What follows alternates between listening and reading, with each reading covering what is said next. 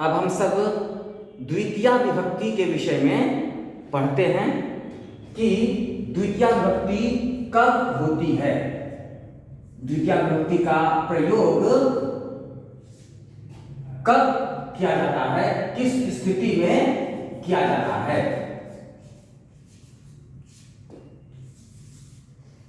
तो द्वितीया विभक्ति के प्रयोग के विषय में आचार्य पाणिनि ने कहा है कर्मणि द्वितीया।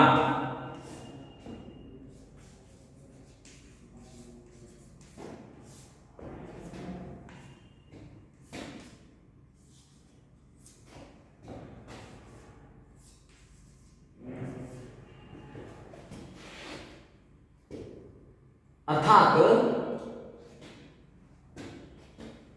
कर्म में द्वितीया विभक्ति होती है। कर्मणि, कर्मण मूल शब्द है इसका, और ये सप्तमी विभक्ति एक वचन में कर्मणि है, और द्वितीया लता के समान रूप चला हुआ है, ये प्रथमा विभक्ति एक वचन का रूप है। तो पाणिनि ने द्वितीया विभक्ति के प्रयोग के विषय में बता दिया, नियम बताया कि द्वितीया विभक्ति का प्रयोग कब करते हैं। उन्होंने कहा कर्मणि द्वितीया, अर्थात कर्म में द्वितीया विभक्ति होती है। जब पाणिनि ने कहा कर्म में द्वितीया विभक्ति होती है तो यहां यह जानना आवश्यक हो जाता है कि कर्म किसको कहते हैं, कर्म का स्वरूप क्या होता है। तो इसके विषय में पाणिनि ने कर्म के स्वरूप के विषय में कि कर्म किसको कहते हैं, कर्म कौन होता है, इसके विषय में पाणिनि ने कहा है कर्तुरीप्सितमं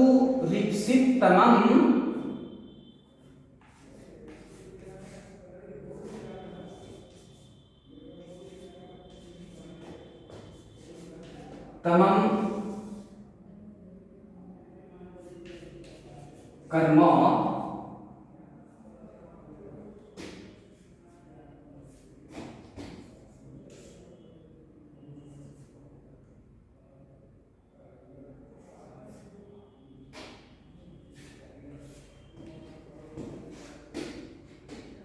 कर्तुरीप्सितमं कर्म तथा युक्तम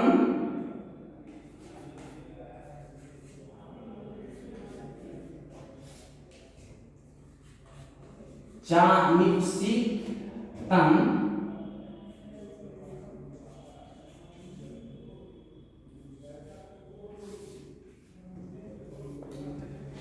अकथितम च इत्यादि सूत्रों के द्वारा पाणिनि ने कर्म के अनेक स्वरूप बताए हैं कि कौन कौन कर्म कहलाते हैं। ये जो पाणिनि ने कर्म के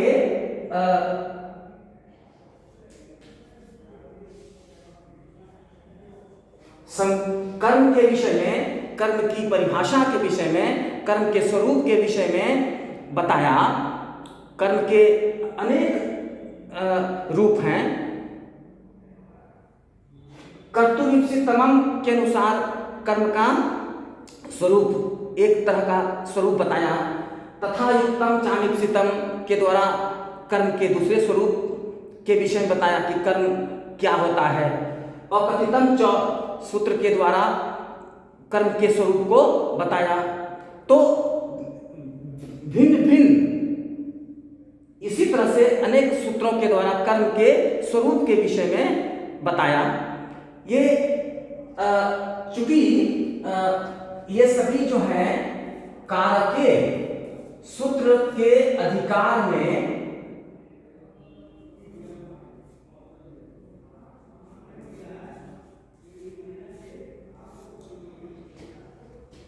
पाणिनि ने पहले क्या किया कि कारके सूत्र के अधिकार में, इस सूत्र का अधिकार, ये सूत्र पहले अध्याय के चौथे पाद का 23वां सूत्र है। इस कारके सूत्र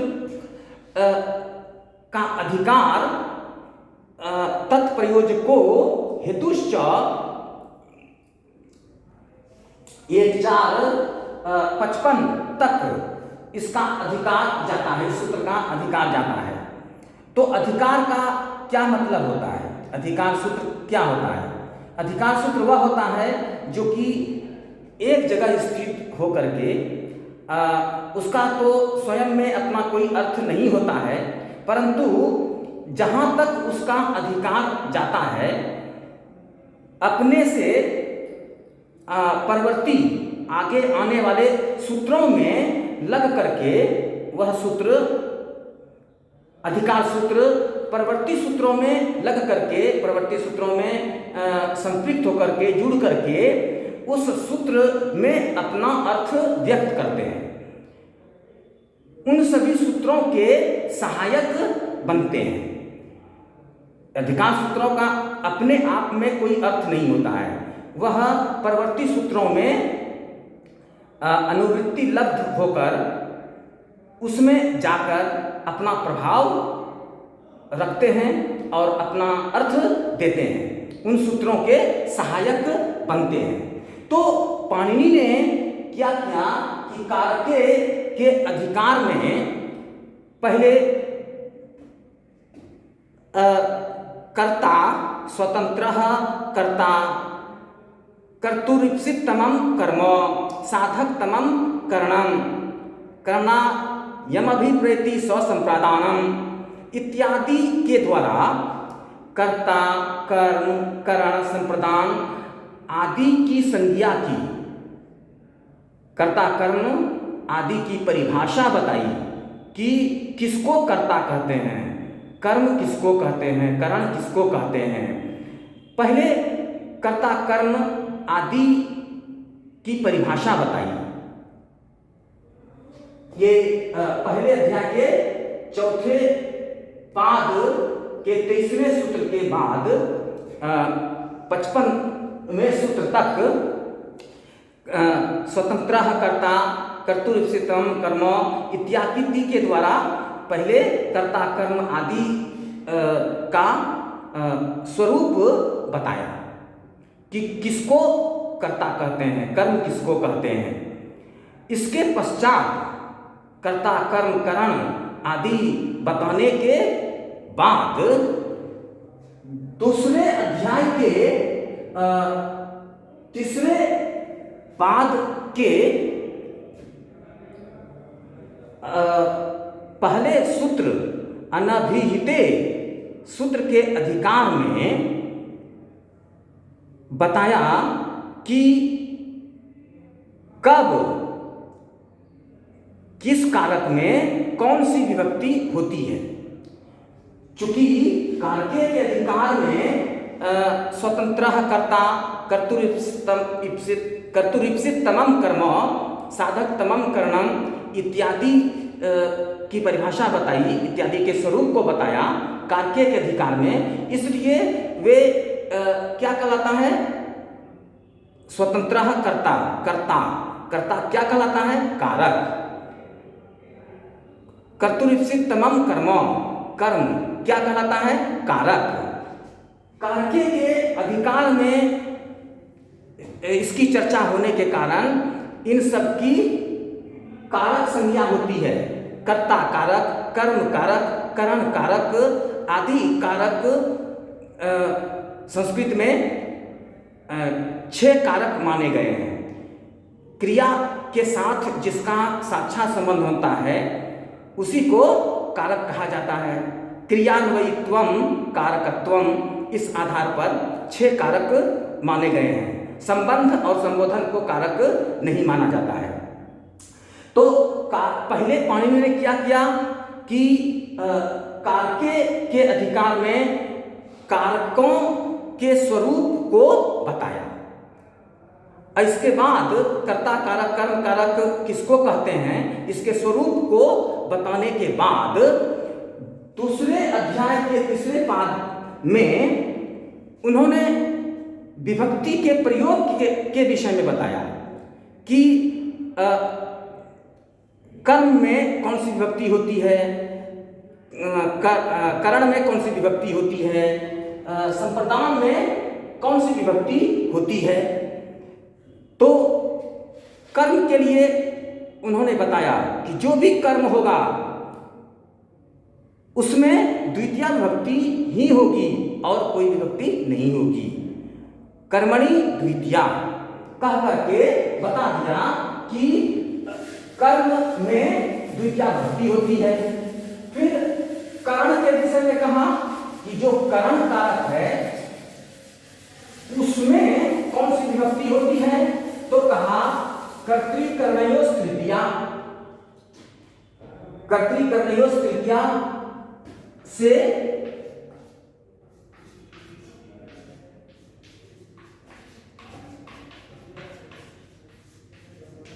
तृतीया विभक्ति होती है। संप्रदान में कौन सी विभक्ति होती है, तो कहा संप्रदाने चतुर्थी।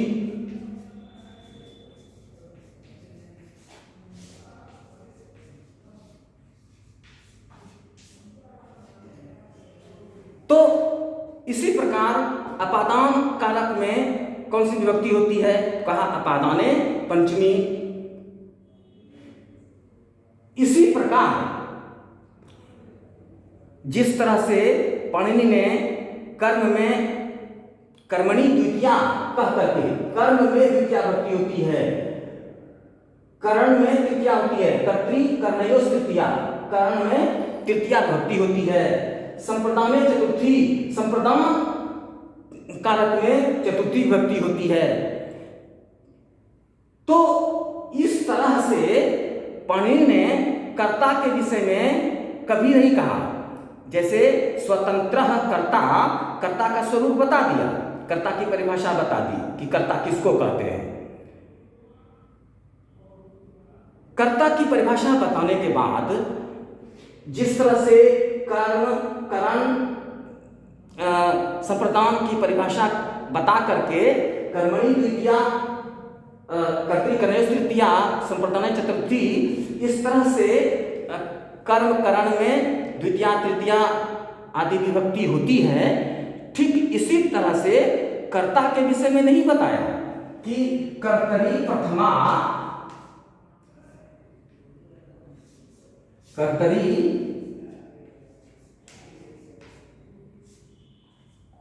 प्रथमा, इस तरह से सूत्र पाणिनि ने बना करके नहीं कहा कि कर्ता में प्रथमा विभक्ति होगी। द्वितीया विभक्ति के लिए तो बता दिया कि कर्म में कर्मणि द्वितीया, कर्म में द्वितीया विभक्ति होती है। करण में कर्तृकर्णयोः तृतीया, करण में तृतीया विभक्ति होती है। संप्रदान में चतुर्थी, संप्रदान में चतुर्थी होती है। तो उसी तरह से कर्ता में कौन सी विभक्ति होगी, कर्ता में प्रथमा विभक्ति होती है। तो उसके लिए पाणिनि ने कर्तरि प्रथमा का प्रयोग नहीं किया।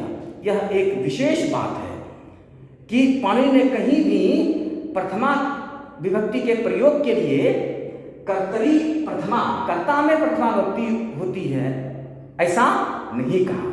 यह एक विशेष ध्यातव्य बात है, ध्यान देने योग्य बात है। तो ठीक है, हम लोग पहले अभी यहाँ प्रसंग जो है द्वितीया विभक्ति का प्रसंग है। द्वितीया विभक्ति का प्रयोग जो होता है वह कर्म में द्वितीया विभक्ति का प्रयोग होता है, कर्म में द्वितीया विभक्ति होती है। तो यहाँ प्रसंग है द्वितीया विभक्ति का। द्वितीया विभक्ति कर्म में होती है। तो अब हम सब पहले देखते हैं कर्म के स्वरूप के विषय में। कर्म किसको कहते हैं, कर्म के कौन कौन रूप होते हैं, कर्म कौन होता है, कर्म किसको कहते हैं। पहले हम लोग द्वितीया विभक्ति के प्रयोग के लिए जो कर्म की परिभाषा बताई गई, कर्म के स्वरूप के विषय में बताया गया कि इसमें अनेक रूप बताए, कर्म के अनेक रूप बताए, कर्म के अनेक स्वरूप बताए। कर्तुरीप्सितमं कर्म तथा युक्तम चालीप्सितम अकथितम च इत्यादि। तो इन सभी सूत्रों के द्वारा जो कर्म के स्वरूप अलग अलग बताए हैं कि हम कैसे पहचानेंगे कि यह कर्म है। तो कर्म कौन कौन है इसके विषय में पाणिनि ने सूत्रों के द्वारा बताया। उसमें से पहला सूत्र कर्म के स्वरूप के विषय में कहा कर्तुरीप्सितमं कर्म। अब इस सूत्र का अर्थ पहले जानते हैं। कर्म की परिभाषा, कर्म को पहचानेंगे तब ना हम उसमें द्वितीया विभक्ति लगाएंगे। कर्म में द्वितीया होती है तो पहले कर्म के स्वरूप को जानना आवश्यक है। इसलिए कर्म के स्वरूप के विषय में हम लोग पहले जानना प्रारंभ करते हैं। कर्म के अनेक स्वरूप हैं, कौन कौन कर्म कहलाता है उसको जानने के लिए सबसे पहले पाणिनि ने बताया कि कर्तुरीप्सितमं कर्म। अब इसके सूत्र के अर्थ को देखते हैं, इसका अर्थ क्या है। पहले सूत्र का अर्थ करने के लिए हमें संधि विच्छेद करनी है, संधि विच्छेद करना है। कर्तुः जमा इप्सित तमं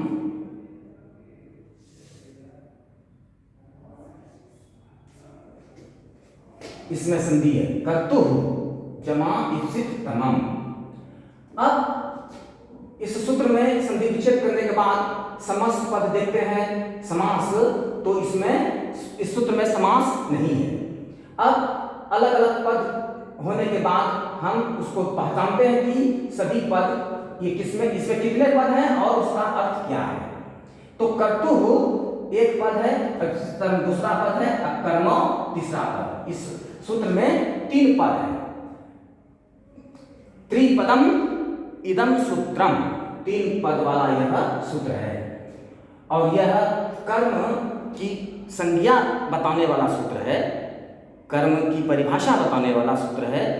कर्म की संज्ञा बताने के कारण ये संज्ञा सूत्र हो गया कि कर्म नाम रखा जा रहा है। संज्ञा, संज्ञा मतलब नाम, तो ये संज्ञा सूत्र है। अब इसका अर्थ करते हैं। कर्तुः ये मूल शब्द इसका कर्त्री है और ये पुल्लिंग में पंचमी षष्ठी एक वचन में होता है, यहाँ षष्ठी विभक्ति एक वचन का रूप है। कर्तुः अर्थात कर्ता का, कर्ता का। अब कर्ता का जब कह रहा है तो कर्ता कौन होता है, कर्ता किसको कहते हैं, यह भी जानना आवश्यक है। तो कर्ता, ये कर्तृ शब्द जो बना है, ये करोति इति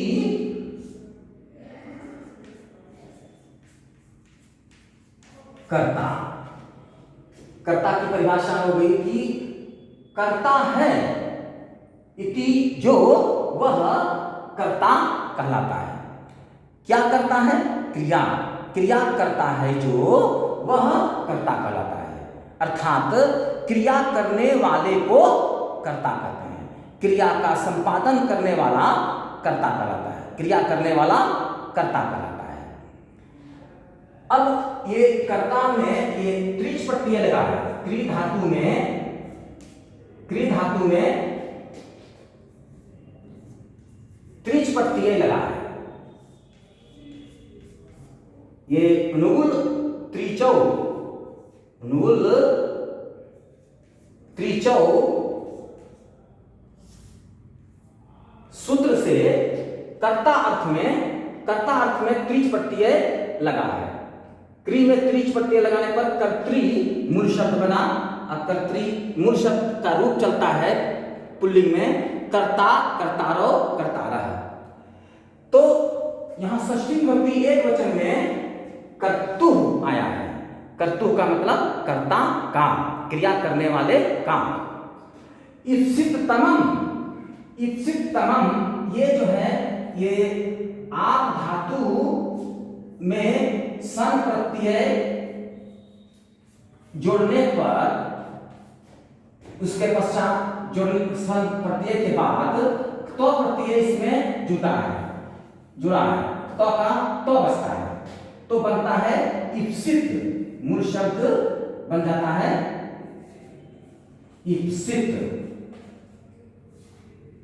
और इसमें तम प्रत्यय लगाया है। इप्सित जो शब्द है इसका अर्थ है इप्सित प्राप्त करने की इच्छा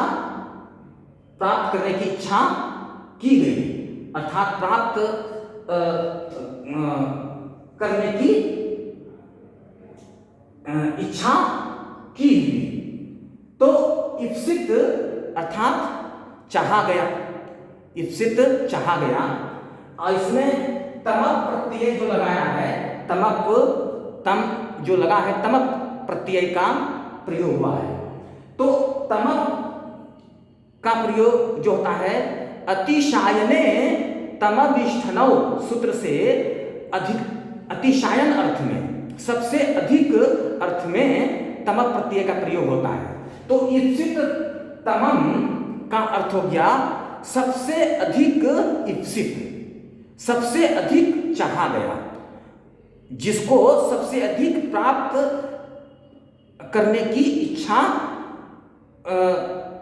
की गई, जिसको सबसे अधिक सर्वाधिक प्राप्त करने की इच्छा की जाती है वह पदार्थ, सबसे अधिक इप्सित अभीष्ट पदार्थ। कर्मो इप्सित तमम जो है ये फलम के समान रूप चला है, फलम के समान ये प्रथमा विभक्ति एक वचन में है। और कर्मो कर्मन मूल शब्द है। कर्मो का मूल शब्द क्या है? कर्मन। ये नपुंसक लिंग प्रथमा विभक्ति एक वचन में कर्मो होता है। कर्मन का रूप चलता है कर्मो, कर्मणि, कर्माणि।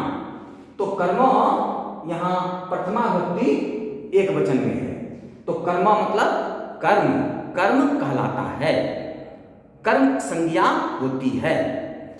तो सूत्र का अर्थ क्या हो गया कि कर्ता का सबसे अधिक इप्सित पदार्थ कर्म कहलाता है।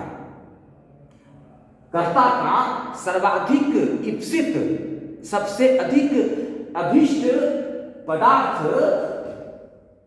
की कर्म संज्ञा होती है। सबसे अधिक कर्ता का सबसे अधिक इप्सित पदार्थ कर्म कहलाता है। इसमें कर्ता का जो इप्सित सर्वाधिक इप्सित पदार्थ होता है वही कर्म कहलाता है। इसमें यह बात ध्यान रखनी आवश्यक है कि कर्ता क्रिया के द्वारा, कर्ता अपनी क्रिया के द्वारा जिस वस्तु को, जिस पदार्थ को अधिक प्राप्त करना चाहता है उसकी कर्म संज्ञा होती है, उसको कर्म कहते हैं।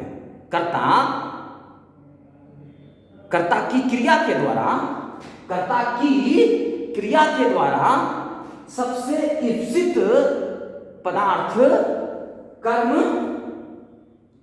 कहलाता है। अब इसको हम उदाहरण के द्वारा देखते हैं कि कर्ता का जो सर्वाधिक इप्सित पदार्थ होता है वह कर्म कहलाता है। तो कर्ता का सर्वाधिक इप्सित पदार्थ जानने के लिए हम उदाहरण लेते हैं।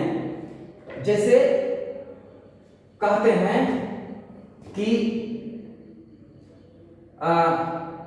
छात्र विद्यालय में ग्रंथ पढ़ते हैं। छात्र विद्यालय में ग्रंथ पढ़ते हैं। छात्राः विद्यालये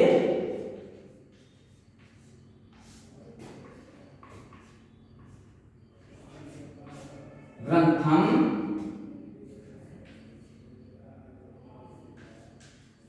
पठन्ति। तो इसमें देख रहे हैं कि छात्र पठन्ति पढ़ते हैं, छात्र पढ़ना क्रिया कर रहे हैं, क्रिया करने वाला है, इसलिए कर्ता हो गया। अब यह कर्ता अपने पठन क्रिया के द्वारा, पढ़ना क्रिया के द्वारा सबसे अधिक किसको प्राप्त करना चाहता है? पढ़ना हो रहा है, पढ़ने क्रिया जो हो रही है, छात्र पढ़ते हैं। किसको पढ़ते हैं? पढ़ना क्रिया के द्वारा किसको अधिक प्राप्त करना चाहते हैं? तो ग्रंथ को पढ़ते हैं। तो ग्रंथ ये क्या हुआ? कर्म हुआ।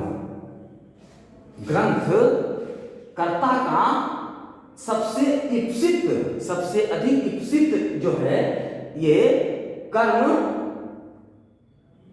जो होता है, सबसे इप्सित पदार्थ कर्म कहलाता है। तो कर्ता अपनी क्रिया के द्वारा, पढ़ना क्रिया के द्वारा सबसे अधिक प्राप्त करना ग्रंथ को चाहता है।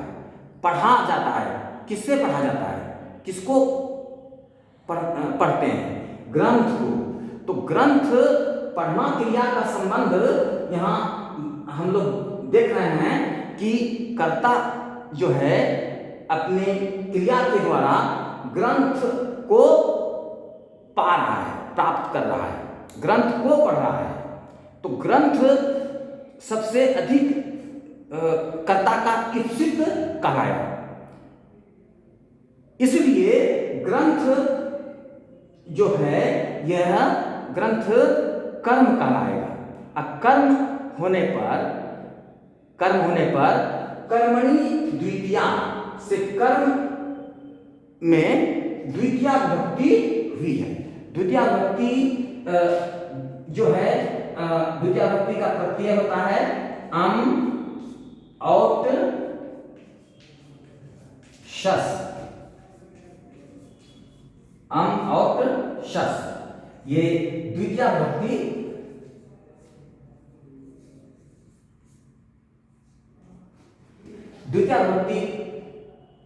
जो है अम और शस होता है। द्वितीया विभक्ति में एक वचन में, द्वितीया विभक्ति एक वचन में अम, द्वितीया विभक्ति द्विवचन में और बहुवचन में शस। तो जो भी कर्म होगा एकत्व का बोध कराएगा। तो द्वितीया विभक्ति में एकत्व के बोध के लिए अम प्रत्यय लगाएंगे। अम ये सुप्रत्यय है। और द्वितीया के द्वित्व के बोध के लिए और द्वितीया के बहुत्व का बोध कराने के लिए शस प्रत्यय का प्रयोग करेंगे और किसी का प्रयोग नहीं करेंगे। जो भी कर्म होगा, कर्म में अम और शस ये द्वितीया विभक्ति ही लगेगी। इसलिए ग्रंथम में ग्रंथ मूल शब्द है और ग्रंथ मूल शब्द में अम प्रत्यय लगा द्वितीया विभक्ति एक वचन में, तो बना ग्रंथम। तो कर्ता का सर्वाधिक इप्सित, सबसे अधिक इप्सित पदार्थ जो होगा, कर्ता क्रिया के द्वारा जिसको सबसे अधिक प्राप्त करना चाहेगा वही पदार्थ कर्म कहलाएगा। तो यहाँ छात्र पठन क्रिया के द्वारा ग्रंथ को सर्वाधिक चाह रहा है, सर्वाधिक प्राप्त करना चाह रहा है। तो कर्ता का क्रिया के द्वारा सर्वाधिक अभिष्ट इप्सित पदार्थ जो है ग्रंथ हुआ। इसलिए इसमें ग्रंथ की कर्म संज्ञा होगी।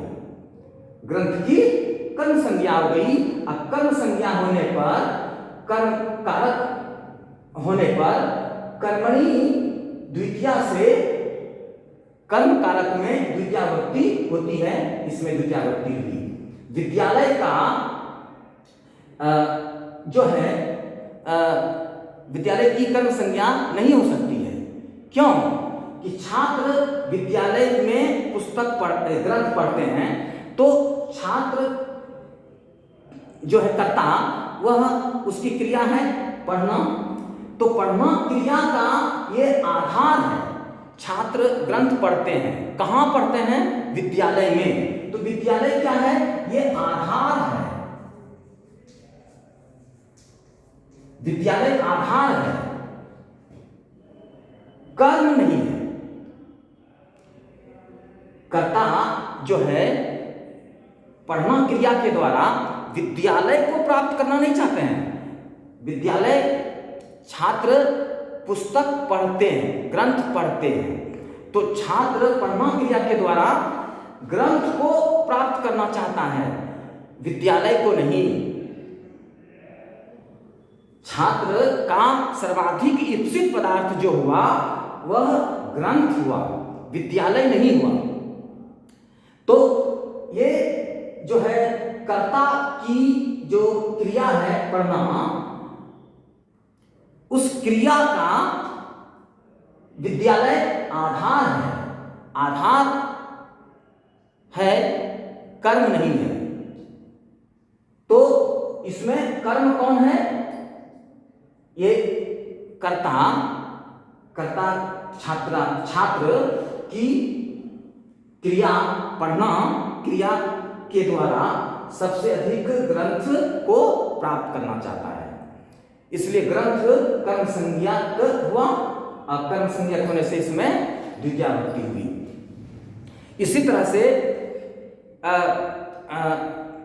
होगा, जैसे अहम पत्रम लिखामि, तो अहम पत्रम लिखामि, तो अहम मैं पत्र लिखता हूं, तो मैं करता हुआ क्रिया करने के कारण, तो लिखना क्रिया मैं कर शब्द कर रहा है मैं, तो लिखना क्रिया के द्वारा किसको सर्वाधिक प्राप्त करना चाहते हैं? पत्र को। मैं लिखता हूं, क्या लिखता हूं?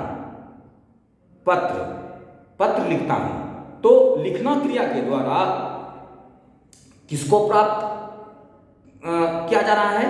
पत्र को। इसलिए सर्वाधिक इप्सित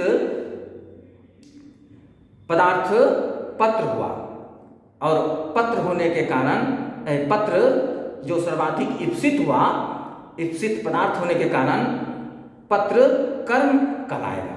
अब कर्म होने के कारण कर्मणि द्वितीया से उसमें द्वितीया विभक्ति होगी। अहम पत्रम लिखामि, तो पत्रम में द्वितीया विभक्ति लगी है। इस प्रकार हम लोगों ने कर्म की परिभाषा देखी उदाहरण के द्वारा। अब हम लोग यह जानना चाहते हैं कि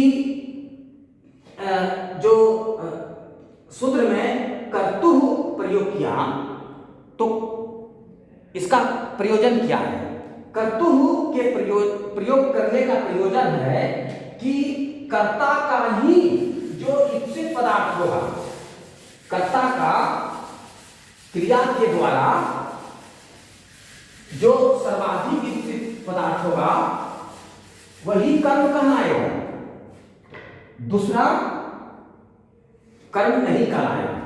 जैसे कि कहते हैं कृषकः किसान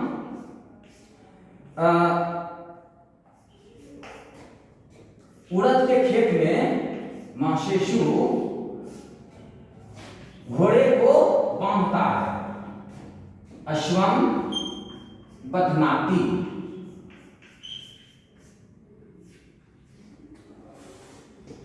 इसमें कर्तुः जो प्रयोग किया गया, क्यों किया गया? कर्तुः मतलब कर्ता कर्ता का ही ईप्सित पदार्थ कर्म कहलाएगा और किसी का ईप्सित कर्म नहीं कहलाएगा। कर्ता का ईप्सित तम कर्ता कर्म कहलाएगा और किसी का नहीं। जैसे कि यहाँ कृषकः किसान माशेषु, माश मतलब उड़द की दाल, परंतु यहाँ उड़द का खेत अर्थ ग्रहण किया जाता है। उड़द के खेतों में अश्वम घोड़े को बदनाती बांधता है। यहाँ किसान बंधन क्रिया के द्वारा, इसमें बंध धातु का प्रयोग है, बांधना क्रिया के द्वारा, बांधना क्रिया किसान कर रहा है इसलिए कर्ता हो गया। कर्ता बंधन क्रिया के द्वारा किसको सबसे अधिक प्राप्त करना चाहता है, किसको बांधता है? अश्व को, घोड़े को बांधता है। तो कर्ता का सर्वाधिक ईप्सित कौन हुआ? अश्व कर्म हुआ। इसीलिए कर्म होने के कारण कर्मणि द्वितीया सूत्र से अश्व में द्वितीया विभक्ति हुई, द्वितीया एक वचन में अम प्रत्यय होकर के अश्वम बना है। ये माश जो है, ये कर्ता, ये कर्तु जो प्रयोग किया, कर्ता का ईप्सित पदार्थ कर्म कहलाएगा। यहां माश जो है उड़द, यह कर्ता का ईप्सित नहीं है, कर्ता का ईप्सित तम नहीं है। ये किसान उड़द की जो फसल है वह नष्ट न हो जाए, ये घोड़ा उड़द को खाने के लिए उस खेत में पहुंचा है। तो अश्व उड़द को खाने के लिए, तो उड़द जो है ये अश्व का ईप्सिततम है। घोड़ा उड़द को खा रहा है, तो ये उड़द जो है अश्व का ईप्सिततम है। कर्ता का ईप्सिततम उड़द नहीं है, कर्ता का, किसान का ईप्सिततम घोड़ा है। ये माश जो है, माश उड़द का जो खेत जो है, उड़द का खेत कर्ता का ईप्सित नहीं है। कर्ता बांधता है किसको? घोड़े को बांधता है। तो कर्ता का यह ईप्सित नहीं हुआ। ईप्सित अश्व का ईप्सित कहलाएगा। ईप्सिततम ये घोड़े का ईप्सिततम है, कर्ता का ईप्सिततम नहीं है। इसलिए इसमें कर्म नहीं हुआ। कर्ता का क्रिया के द्वारा, बांधना क्रिया के द्वारा अश्व को सर्वाधिक प्राप्त करना चाहता है, उड़द के खेत माश को प्राप्त करना नहीं चाहता है। इसलिए यह माश जो है कर्म संज्ञक नहीं हुआ, कर्म नहीं कहलाएगा। यह कर्ता की क्रिया का आधार है, बांधना क्रिया का आधार है। आधार होने के कारण सप्तम्यधिकरणे च सूत्र से इसमें अधिकरण, आधार होने के कारण यह अधिकरण कहलाया और अधिकरण में सप्तमी विभक्ति होती है, इसलिए इसमें सप्तमी विभक्ति हुई। तो कर्ता का ईप्सिततम माश नहीं है, इसलिए इसमें इसकी कर्म संज्ञा नहीं हुई। तो इस सूत्र में कर्तु शब्द के प्रयोग का यही प्रयोजन है कि कर्ता का ईप्सिततम, कर्ता का ईप्सिततम ही कर्म कहला सकता है और कोई नहीं कहलाएगा। अब इस सूत्र में ईप्सित तमम में तमक प्रत्यय प्रयोग किया है, तो इसके विषय में भी हम लोग जानना चाहते हैं कि इसमें तमक क्यों प्रयोग किया गया। तमक प्रत्यय ईप्सित तमम, इसमें तमक प्रत्यय जो लगाया ईप्सित में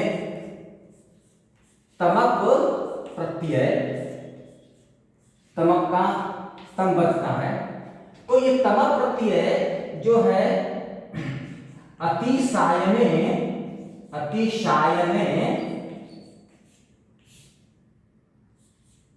तमविष्ठनौ,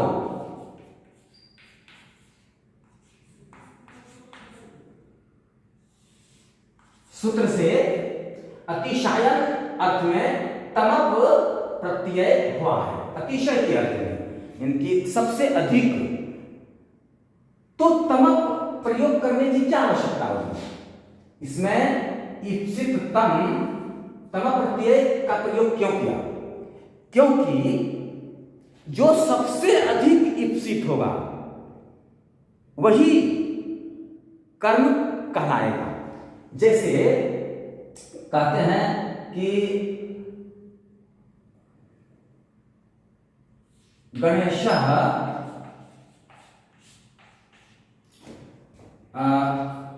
पयसा, गणेश दूध के साथ, दूध से भात खाता है। ओदनम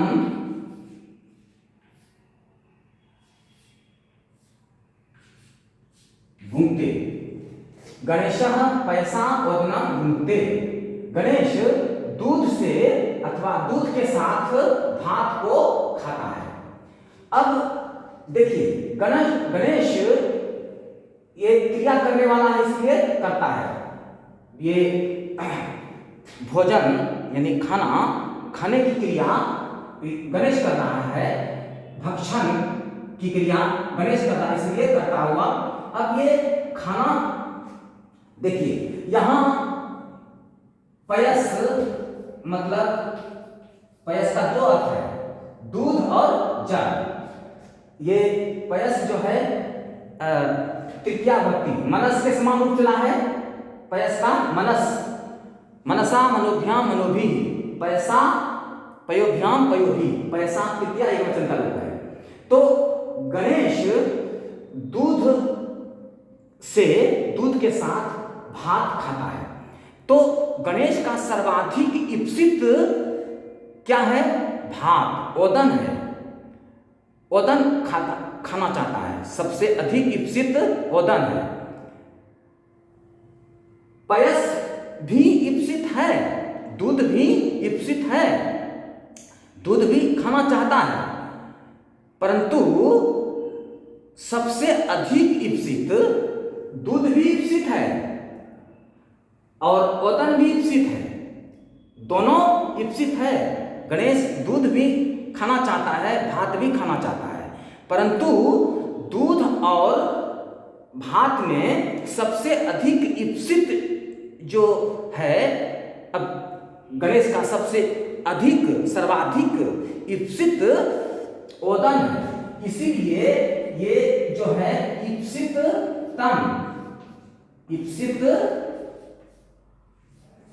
तम हुआ। और ईप्सित तम होने के कारण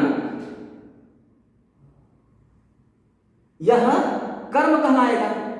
अब कर्म जब कहलाया तो कर्मणि द्वितीया से इसमें द्वितीया विभक्ति लगी।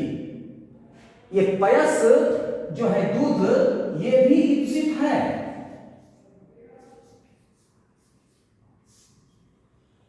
और ओदन भी ईप्सित है, लेकिन इन दोनों ईप्सित में सबसे अधिक ईप्सित क्या है? ओदन, भात। गणेश भूख जो मिटेगी, वो भूख मिटाने के लिए भात की आवश्यकता है, भात खाना चाहता है। साथ में दूध भी खाना चाहता है, दूध नहीं भी रहेगा तो गणेश की जो है तृप्ति होगी, भूख मिट सकती है भात से। तो सर्वाधिक जो गणेश का इप्सिततम पदार्थ हुआ वह हुआ ओदन, भात। इसलिए उसमें इप्सिततम होने के कारण यह कर्म हो गया, और कर्म होने के कारण कर्मणि द्वितीया से द्वितीया भक्ति हुई। अब चूंकि पयस जो है दूध, भात दूध के साथ खाता है, तो ये भात में दूध मिल गया और वह भी उसके लिए इप्सित है, लेकिन सबसे अधिक इप्सित ओदन हुआ, इसलिए उसमें द्वितीया भक्ति लगी। अब ये पयस में, अब पयस के साथ, दूध के साथ यहां सह उपपद अव्यय जो है, सह उपपद अव्यय यहां छिपा हुआ है। सह उपपद अव्यय के योग में सह युक्ते प्रधाने सूत्र से पयस में तृतीया भक्ति हुई। यह कर्म नहीं हुआ, गणेश का इप्सिततम नहीं है, इप्सित है लेकिन इप्सिततम नहीं है, सर्वाधिक इप्सित नहीं है, इसलिए इसकी कर्म संज्ञा नहीं हुई। तब दूध के साथ दूध से खा रहा है, इसलिए यह सह के योग में तृतीया भक्ति हुई। और यह भी कारण भी हो सकता है कि दूध से दूध करण भी हो सकता है, करण होने के कारण इसमें तृतीया भक्ति हुई। तो कर्म नहीं है। क्यों नहीं है पयस कर्म? क्योंकि जो सर्वाधिक इप्सित होता है उसी की कर्म संज्ञा होती है। तो इप्सिततम प्रयोग करने का यही प्रयोजन है कि जो सबसे अधिक इप्सित पदार्थ है उसी की कर्म संज्ञा होगी, इप्सित की कर्म संज्ञा नहीं होगी, सर्वाधिक इप्सित की कर्म संज्ञा होगी। इसलिए इसमें ओदन के कर्म संज्ञक होने पर कर्मणि द्वितीया से द्वितीया भक्ति हुई। इस प्रकार हम लोगों ने कर्म के अनेक स्वरूपों में से एक स्वरूप कर्म किसको कहते हैं, एक स्वरूप के विषय में हम लोगों ने जाना। अब अगले पाठ में हम लोग कर्म के दूसरे स्वरूप के विषय में जानेंगे। उसमें जिस तरह से कहा गया कि कर्ता का क्रिया के द्वारा जो सबसे अधिक इप्सित होता है, इप्सित पदार्थ होता है, उसको कर्म कहते हैं।